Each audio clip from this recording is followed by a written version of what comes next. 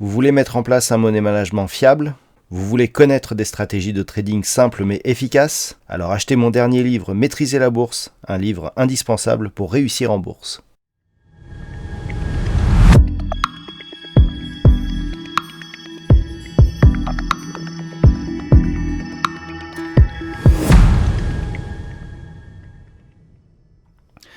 Bonjour à tous et bienvenue sur boursicoté.com pour cette nouvelle analyse technique du CAC 40 en clôture avec une séance sans aucun relief entre optimisme et variant delta. Eh bien, on a eu une séance ici très peu volatile avec un point bas à 6667.25 et un point haut à 6684. Eh bien, on a 17 points de volatilité entre le point haut et le point bas et au final, on clôture en très légère hausse puisqu'à 6676.48, le CAC 40 gagne ce soir 0,18% par rapport à la clôture de la séance précédente.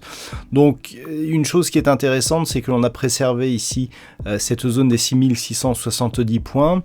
Donc quelque part, on évite ici le retour à un mouvement baissier dans le sillage ici de la précédente séance qui nous avait marqué un avalement baissier relativement fort. On reste ici au-dessus de cette zone que l'on préserve et on conserve nos chances ici de connaître une issue positive à ce mouvement de consolidation.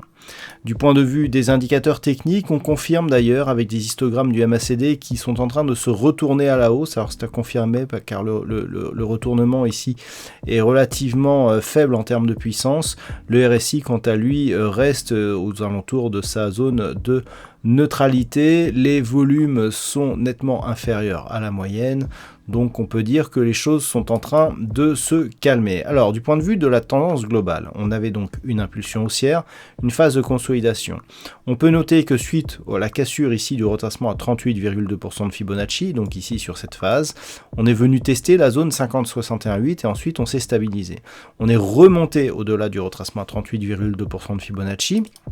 Donc pour l'instant, on est toujours dans une phase de consolidation, toujours ici sous la moyenne mobile 20 exponentielle, mais le fait que l'on préserve ici cette zone des 6670 points, techniquement c'est important puisque c'était la zone justement qui avait validé ici cette zone de point haut significatif.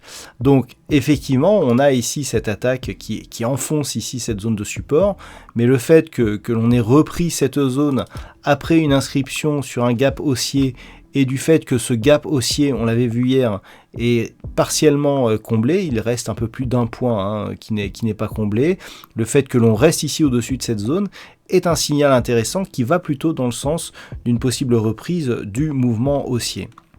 Donc pour demain, ce qu'il va falloir surveiller, eh bien c'est tout simplement que cette zone ici des 6670 points soit toujours préservée en tant que support.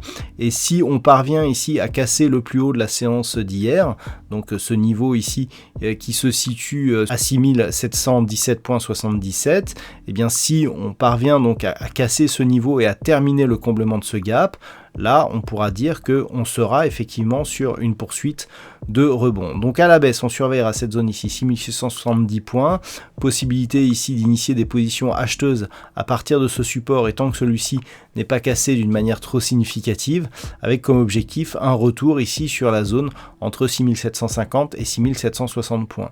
Si les cours venaient à casser ici cette zone des 6670 points, et si on validait par une rupture ici du point bas significatif que nous avons à 6635 points, eh bien on pourrait jouer la baisse ici en direction de cette zone des 6522 points, puisqu'en cas de rupture ici on risque d'avoir une accélération baissière qui pourrait se produire. Voilà donc ce que l'on peut dire sur cette analyse technique du CAC 40.